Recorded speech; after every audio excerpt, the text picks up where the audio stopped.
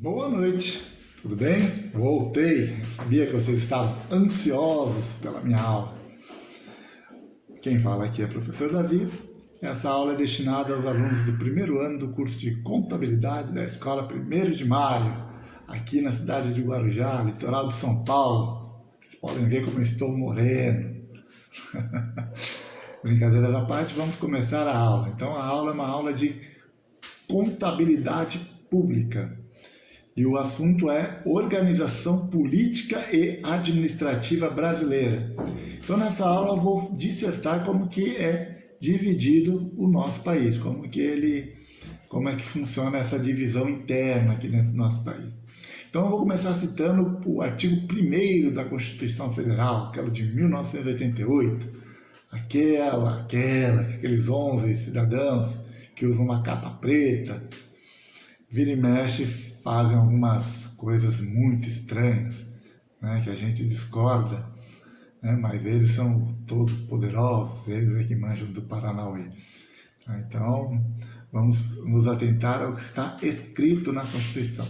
Então, se a gente for ler o artigo 1º, ela já começa falando que a República Federativa do Brasil é formada pela União indissolúvel. Indissolúvel. O que quer dizer isso? Né? Vamos ver mais para frente. Dos estados, municípios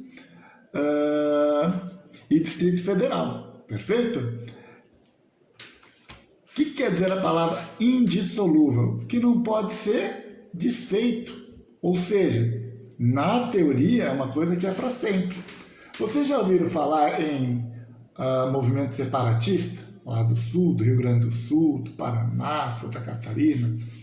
Aqui em São Paulo também tinha movimento separatista, mas, por que esses movimentos foram tolhidos, foram cortados? Porque nossa Constituição não permite sequer a ideia, né, de separatismo, justamente porque está no artigo 1º que nós somos indissolúveis, ou seja, nossos estados e municípios não podem ser separados de jeito nenhum, em nenhuma hipótese, tá? Pode acontecer isso. Então, esse é o motivo. Ah, professor, mas tinha gente que defendia. Tinha, mas vocês já podem parar para perceber que já meio que parou essa história. Por quê? Porque essas pessoas que defendiam o separatismo lá dos estados do Sul, alguns do Rio Grande do Sul, outros de Santa Catarina, alguns daquele estado de São Paulo, ela chegou a ser muito forte no começo dos anos 2000 e no final da década de 90. Mas as pessoas que defendiam isso começaram a ser processadas pelo Estado. Então, o que acontece? Começou a receber uma ação atrás da outra. Então, essas pessoas não foram presas, mas ficaram inviabilizadas respondendo processo e gastando uma fortuna com advogados para se defender e não ir preso. Pode parecer absurdo, mas não é. Porque a Constituição não permite. Então, você é livre para pensar desde que suas ideias compactuem com o que está escrito na Constituição. Então, uma ideia de liberdade de pensamento, de expressão, é muito subjetiva. Então, por isso que a gente tem que tomar muito cuidado quando usa essa palavra de liberdade de expressão, liberdade de pensar.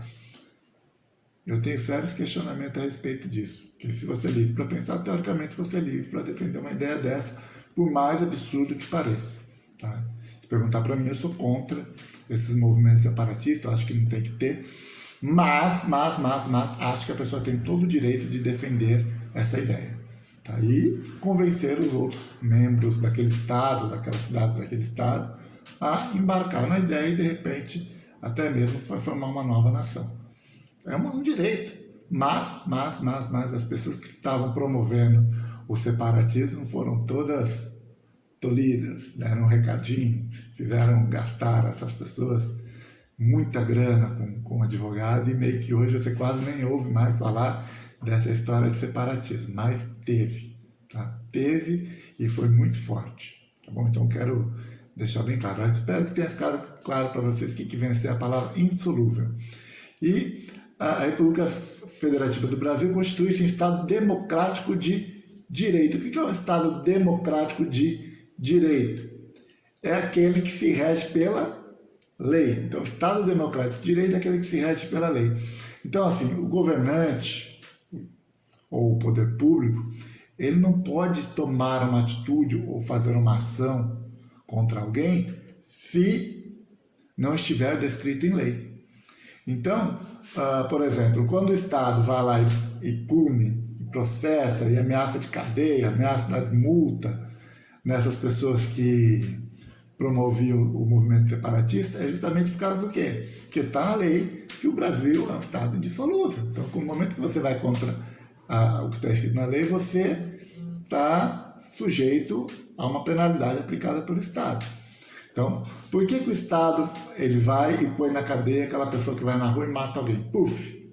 Porque o Estado quer, eu acho justo, eu vou prender. Não, não é por causa disso. É porque está na lei que quem matar uma pessoa vai para a cadeia. Eu acho que é de 8 a 30 anos, no final cumpre 6, né? Cumpre um sexto, é nosso absurdo. Mas até esse um sexto, a pessoa que vai tomar 30 anos, fica 6, 7 anos preso, até esse um sexto aí, por que ele não cumpre os 30 anos? Porque está na lei, se ele tiver bom comportamento durante a estada dele numa penitenciária, se essa pessoa cometeu o crime, ele tem direito a cumprir apenas um sexto no regime fechado, e a partir daí ele começa a cumprir em regime semiaberto, né? Onde a pessoa trabalha de dia, à noite volta para a cadeia só para dormir, ou usa uma tornozeleira eletrônica. Pode parecer piada, mas é sério, tá? Então, tem vários casos aí de assassinos que a gente vê que entra e sai, mas por que acontece isso? Porque é o que está escrito na lei. E o Brasil rege, né, o Estado Democrático de Direito, pelo que está na lei. Por mais absurda que seja a lei. É que nem a história lá da segunda instância, né, que a gente viu, que só pode prender depois de transitado em julgado. Então o cara roubou, né? Fez com a corrupção. E assim, o político quando rouba, né, então, o dinheiro público, ele está matando as pessoas. Não é só roubar o dinheiro público, não é só tirar o dinheiro público e enfiar no bolso. Aquele dinheiro público ia comprar respirador, ia comprar remédio, ia pagar médico. E todos esses equipamentos, esse profissional, possivelmente salvariam muitas pessoas.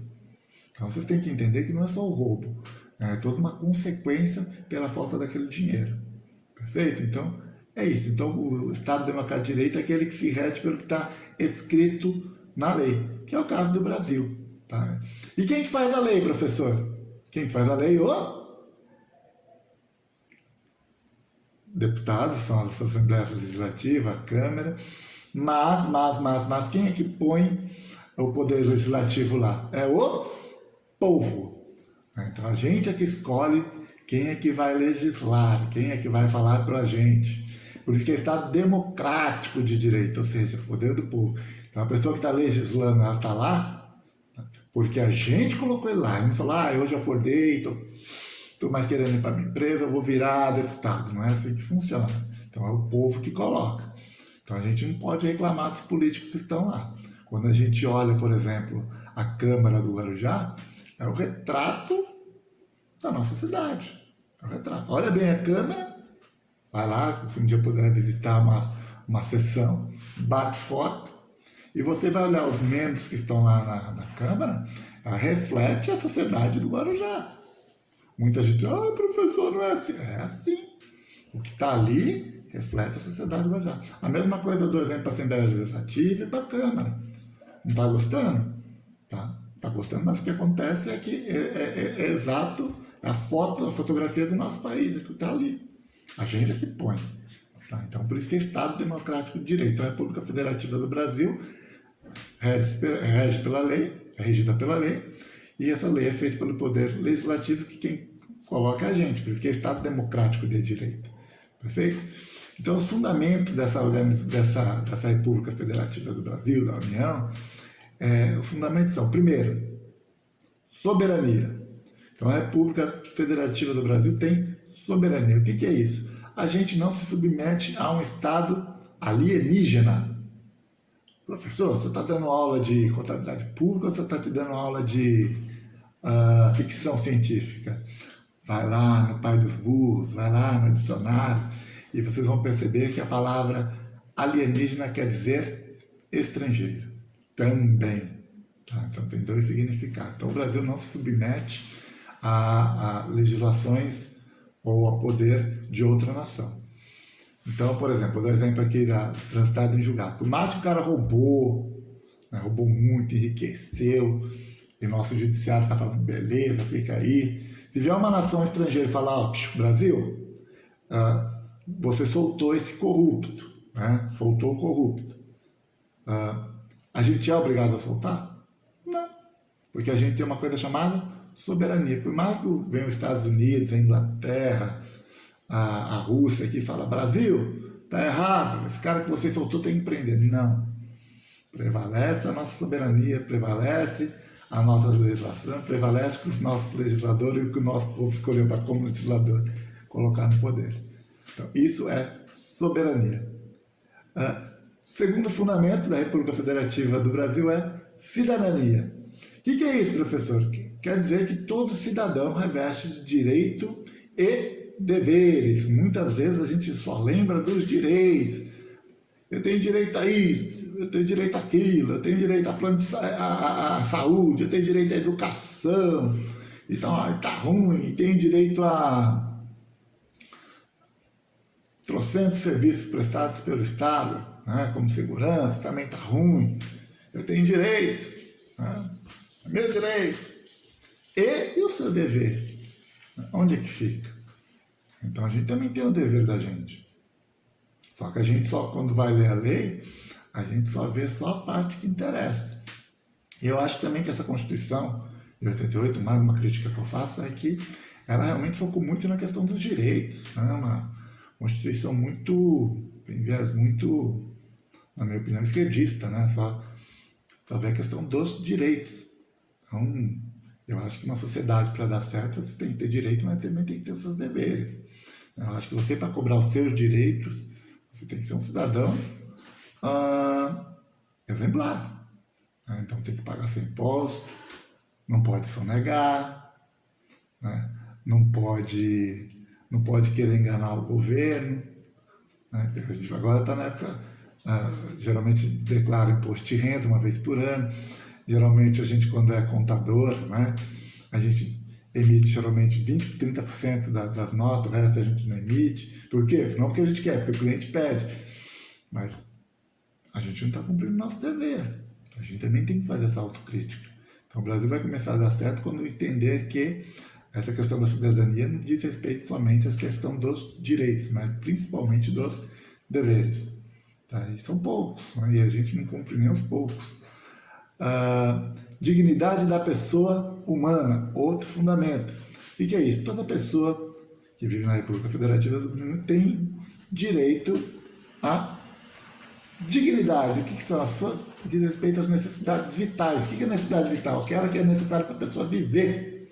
Então, essa pessoa tem direito ao quê? A comida, a bebida, a moradia, a lazer, tem o direito de pensar, né?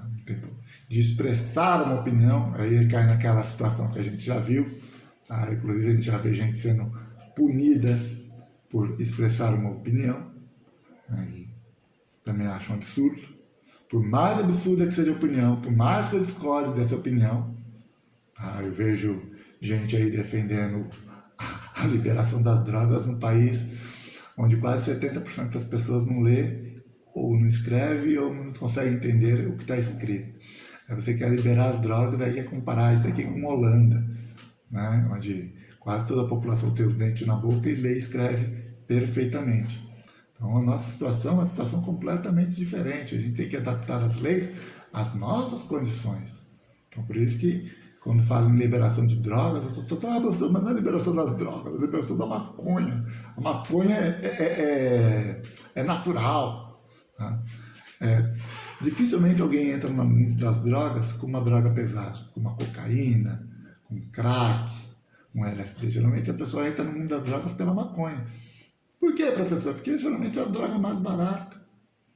Né? E conseguir vender essa ideia que a maconha é medicinal, né? Então é de uma cretinice do tamanho do mundo. Mas eu defendo a pessoa ter o direito de defender essa ideia. É absurdo. Né? Na minha opinião, está na lei que quem defende essa ideia está cometendo um crime, que é a apologia ao uso das drogas. A gente até vê músicas defendendo essa questão da liberação da maconha, colocando a maconha como uma coisa engraçada, divertida, né? E na minha opinião, e pelo que está na lei, isso é um crime. Tá? Mas eu defendo o direito da pessoa ter essa ideia e expressar essa ideia.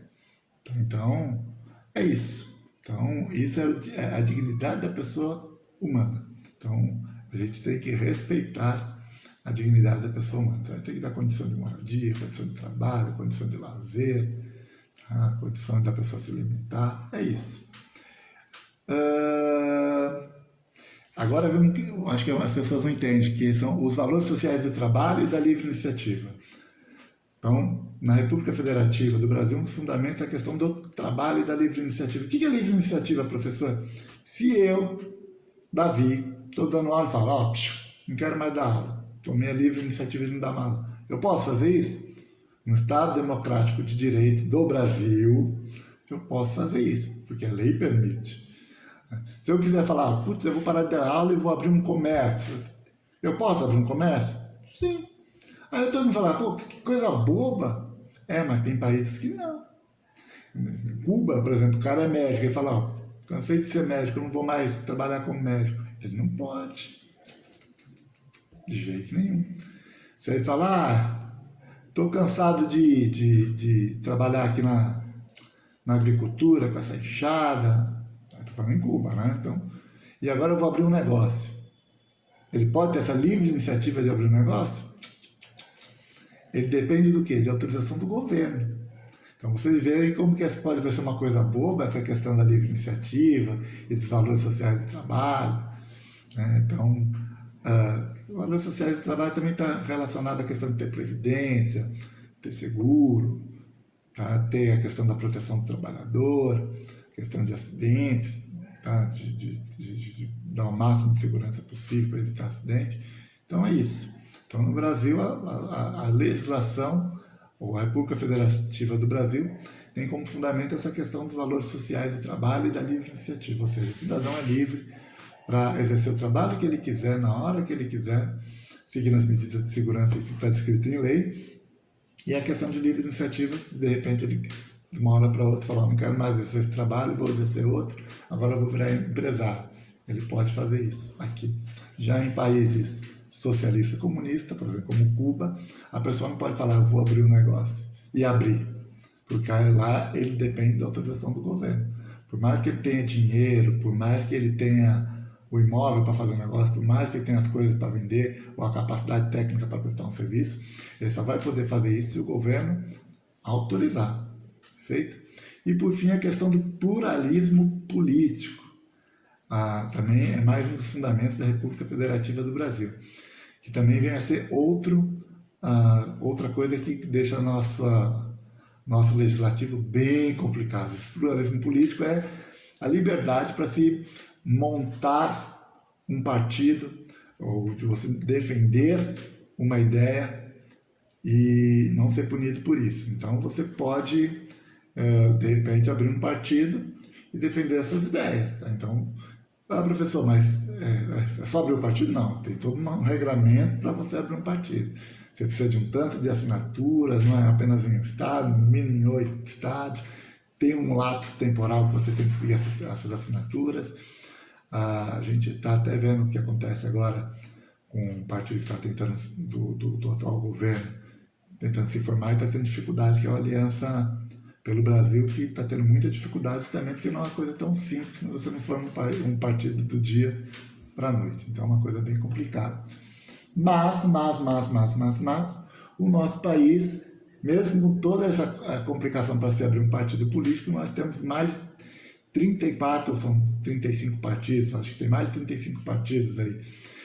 Eu não consigo ver, tá, mais de 35 ideias possíveis para se seguir. Né? Então, para ter uma ideia, lá nos Estados Unidos, você tem 2 ideias principais, as defendidas pelos democratas e pelo republicano.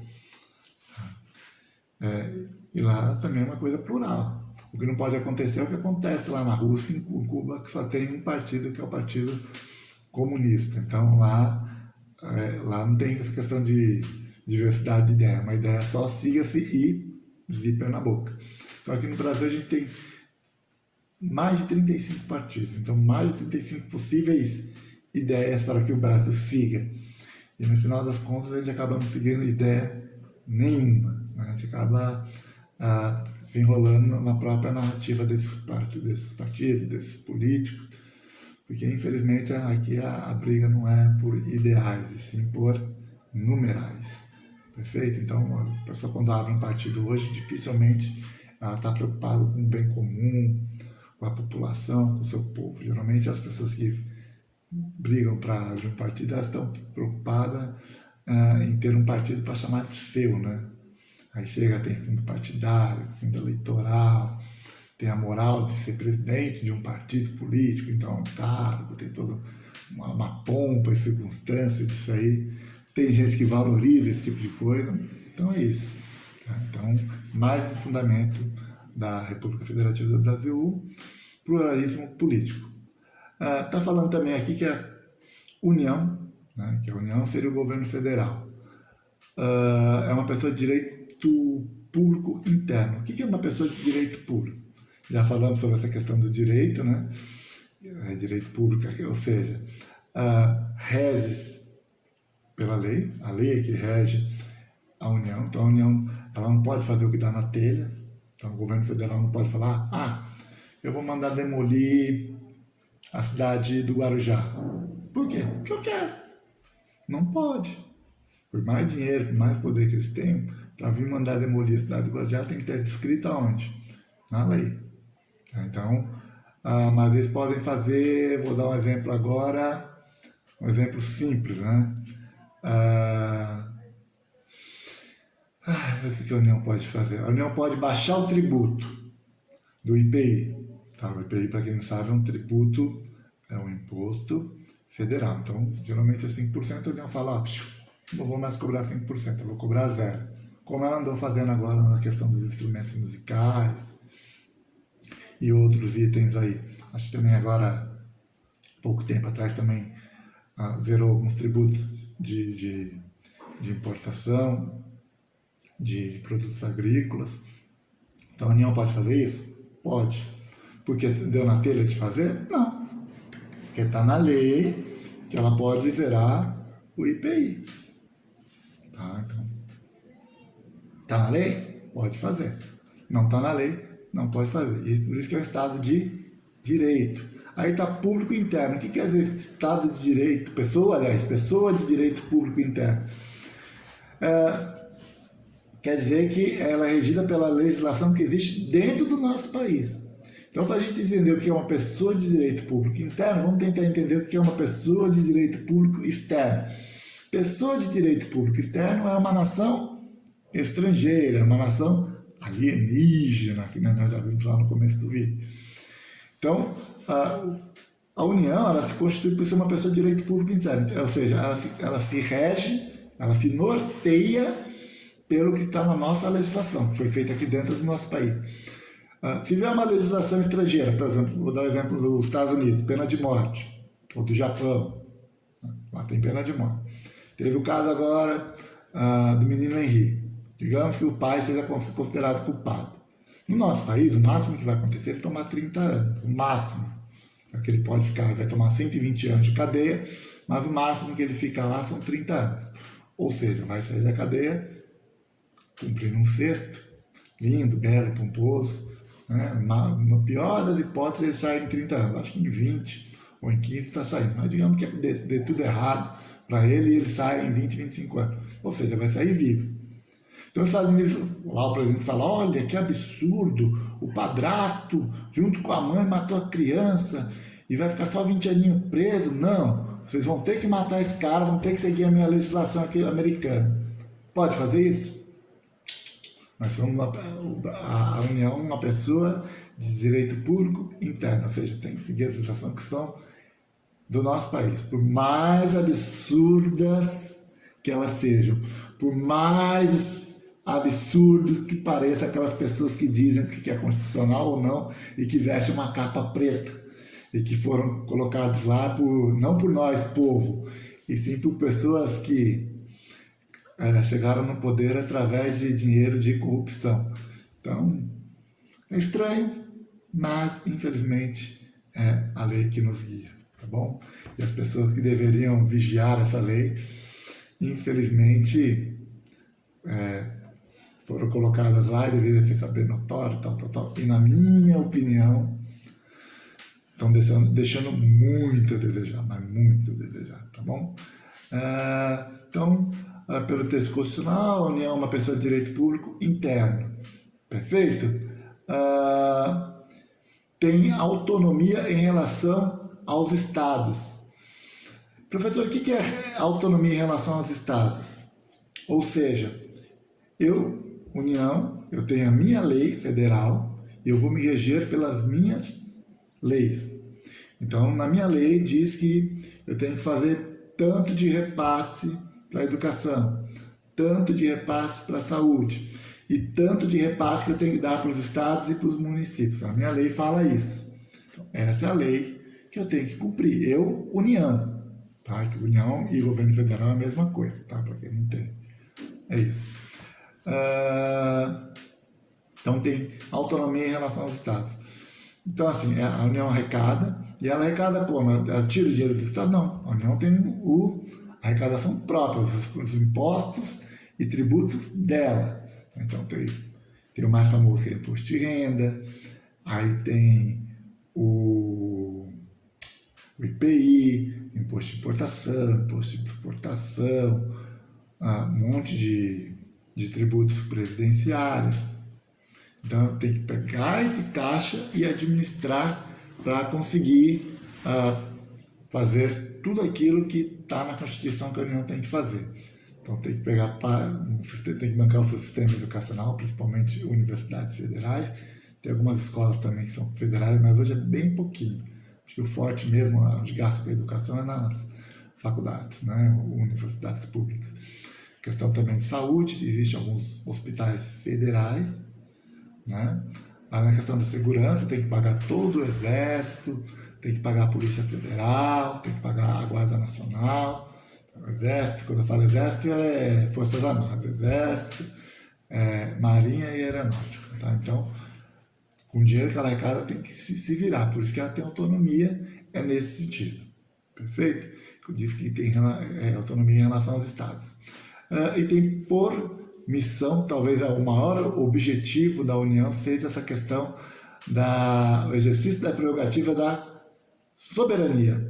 Ou seja, quando a União arrecada dinheiro de tributo, faz a gente pagar aquele monte de imposto, depois a gente vai ver que tem impostos federais, estaduais e municipais. Quando ela arrecada os impostos e tributos federais e enche o bolso, né? Não é só para pagar deputado federal, não é só para pagar os assessores, não é só para pagar o Senado, também tem que for Forças Armadas. A gente tem uma soberania hoje graças às Forças Armadas. Tira nossa Força Armada de lá para ver se no dia seguinte não vem um ditador maluco aí, que nem um Maduro, um Evo Morales, agora lá na Argentina um Hernandes, entra aqui, é Fernandes, né? Entra aqui e fala, ó, o Brasil agora é nosso. Professor, eu até defendo essa ideia, não seria bom? Eu acho meio complicado, né? Vocês, para ter uma ideia, hoje a Venezuela não tem mais cachorro. Se tiver, está escondido. Não é mais cachorro. Não tem mais cavalo na Venezuela. Ah, é, professor? Vocês não gostam de cachorro nem de cavalo? Não é que isso? Não, viu? Ó, fome. Come o que tiver na frente. Então, vocês vão ver, tem vários vídeos que contam essas histórias aí. Então, você vê um país em que esse tipo de animal já quase não existe mais, pode parecer absurdo, mas é uma realidade. Então, deixar esse tipo de ideal, de ideologia cair para cá, não sei se seria uma boa ideia. Então, se a gente tem um exército, tem uma força armada, né, exército, marinha e aeronáutica, é justamente para impedir e para fazer prevalecer a vontade do povo brasileiro e não de um povo externo, né? Também com a questão também agora da China invadindo aqui, né? Tem que ficar muito esperto, porque nós somos um país muito rico, com pessoas muito pobres, tá? Justamente porque todas as nossas riquezas sempre foram muito mal administradas, sempre foram pelo caminho da corrupção.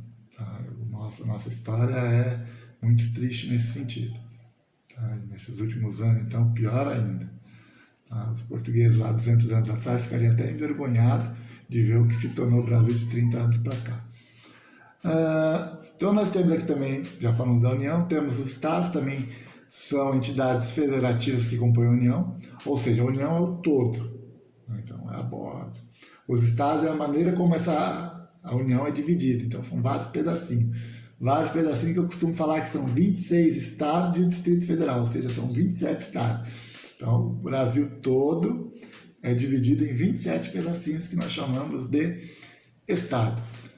Também esses estados têm autonomia, ou seja, eles conseguem arrecadar, então tem os tributos estaduais, que eu posso citar alguns aqui, o ICMS, que é o mais conhecido, né, que está em quase todas as mercadorias, você vai no mercado, você paga o ICMS, o IPVA, para quem tem carro e moto, sabe que é um absurdo, também é um imposto estadual, acho que os principais impostos são estaduais, né, gente, vou parar para pensar, tem o ITCMD, que é um imposto de transmissão causa-morte, e tem diversos outros tributos e contribuições que o dinheiro vai parar onde? No bolso do Estado, para que ele tenha autonomia. Então, o Estado também, por exemplo, São Paulo, podia ser Rio de Janeiro, podia ser Pernambuco, Paraíba, Rio Grande do Sul, também tem autonomia para administrar. Ou seja, os Estados também bancam o seu sistema de educação, então paga as escolas, geralmente de ensino de educação básica, né, o ensino fundamental, que geralmente agora o Estado está assumindo quase tudo do 6º ano até o ensino médio, então ele banca isso, e as universidades públicas estaduais. A USP é um bom exemplo de universidade que é paga com dinheiro do Estado. E, por fim, também tem a segurança. Por exemplo, como assim, professor? A polícia militar, quem paga é o Estado. Então, essa questão da autonomia é a questão de você, o Estado, né? Você, o Estado, arrecadar e conseguir bancar suas contas sem depender de ninguém, né? E ainda recebe o fundo de participação dos estados que vem da União. Então, também é mais um dinheirinho que entra no bolso e deveria servir para suprir todas essas necessidades. Mas a gente já viu que não é assim que funciona. Bastou uma pandemia para a gente ver que os estados estão todos endividados. Todos endividados, todos sem capacidade de investimento. Se acontecer qualquer coisinha, qualquer problema, a gente vê que os estados têm que pedir socorro lá para a União. Professor, pede socorro para a União porque a União é rica, a União tem muito dinheiro, é isso? Pede socorro para a União porque é o único que pode imprimir dinheiro é o governo federal. O único ente que tem capacidade de endividamento, ou seja, pode emitir títulos, é a União. Então, essa coisa de falar, libera auxílio emergencial aí, governo federal, o dinheiro é do povo, o dinheiro é do povo. Não tem dinheiro não, viu, turma? Tem dívida, tá? Então, o governo pegou com uma dívida de 4,5 trilhões, tá? Com juros de mais de 400 bilhões por ano. Para quem não sabe o que é 400 bilhões, eu vou explicar para vocês. Lembra que eu falei lá que tem autonomia, recado, tributo para pagar educação, saúde e segurança? Se você somar os 3 orçamentos aqui da saúde, educação e segurança do governo federal da União, não dá 400 bilhões. Tá? Então, a dívida de juros que a gente paga todo ano, a União paga, é enorme. Então não existe dinheiro. Então tira o dinheiro de onde? Como é que pagou se não tem dinheiro, professor? Endividamento. Lembra aquela dívida que eu falei para vocês que era 4,5 trilhões? Já deve estar beirando uns 5, 6 trilhões. Aí, em vez de pagar 400 bi, vai pagar 500 bi por ano. Então, para quem acha que vamos pagar auxílio emergencial, dinheiro do povo, vamos fazer... Não é uma coisa tão simples, não. E não é uma dívida que vai pagar em 1 ano ou 2, tá, turma? É dívida para 50, 60 anos. Então, os nossos filhos, os nossos netos irão pagar essa dívida. Perfeito? Professor, e se não pagar? Tem o exemplo aí da Venezuela, tem o exemplo da Argentina. Só vocês verem o que acontece quem não paga a dívida. Tá? É simples. Tá? Imagina você, investidor. Você tem 100 mil para investir, você. Então, nem esquece a União, esquece o Estado, você. tem 100 mil para investir. Aí você vê uma pessoa que você fala, pô, essa pessoa tem talento, vai abrir um negócio. Aí antes de você colocar os 100 mil dela, você sabe que essa pessoa deve na praça aí 200 mil reais. Você vai pegar os seus 100 mil e investir nessa pessoa que deve 200 mil? Nem se essa pessoa for sua mãe. Nem se essa pessoa for seu irmão você vai fazer isso. E a mesma coisa com o investidor. Tá? Então, se o país está muito endividado, o investidor que eu falo, o investidor tanto interno, de dentro do país, eu não vou investir no nosso país se eu sei que ele está endividado, porque eu sei que eu posso perder o meu dinheiro. E principalmente os investidores externos, os grandes bilionários, que podiam chegar aqui e investir em indústria, investir em obras.